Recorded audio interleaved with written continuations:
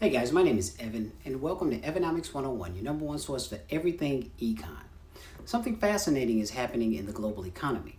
Millions of consumers are changing where they shop. And that shift is forcing retailers, governments, and investors to rethink the future of commerce. Companies like Temu and Shein have built massive businesses around one simple promise: extremely low prices. So in today's video, we're going to cover how these companies become so successful, how they're changing consumer spending habits, and what this means for global trade and inflation. Before we jump into the video, I have a quick favor that really helps grow the channel.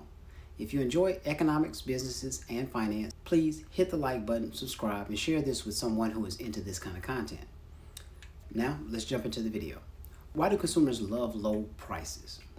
So, consumers have faced years of inflation pressure. Housing costs have risen, your food costs has risen, services become more expensive.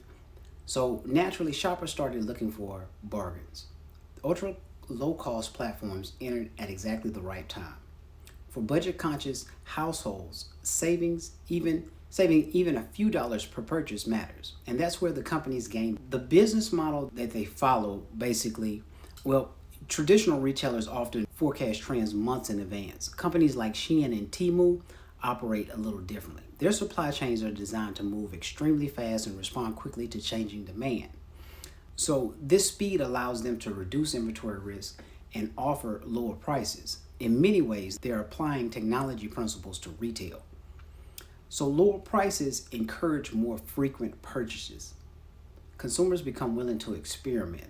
They buy products they may not have purchased at higher prices. This creates a new spending dynamic.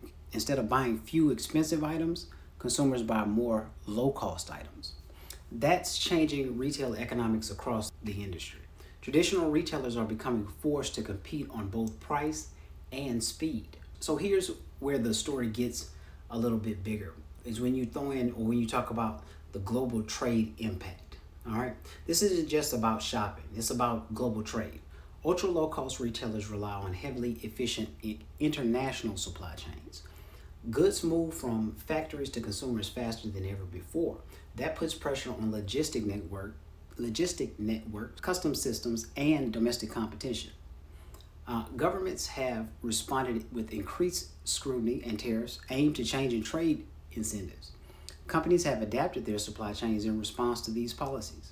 Now, just a quick pause in the video, guys. If you want more breakdowns like this, covering inflation, trade, markets, and economic forces shaping your everyday life, make sure you're subscribed and turn on your notifications. All right, let's hop back in. So the economic impact is larger than many people realize. Lower cost goods can help reduce pressure on household budgets. That can support consumer spending. At the same time, domestic retailers face greater competition. Profit margins get squeezed, employment patterns may shift, and governments continue debating how trade policy could evolve. The long-term question is whether consumers prioritize low prices above all else.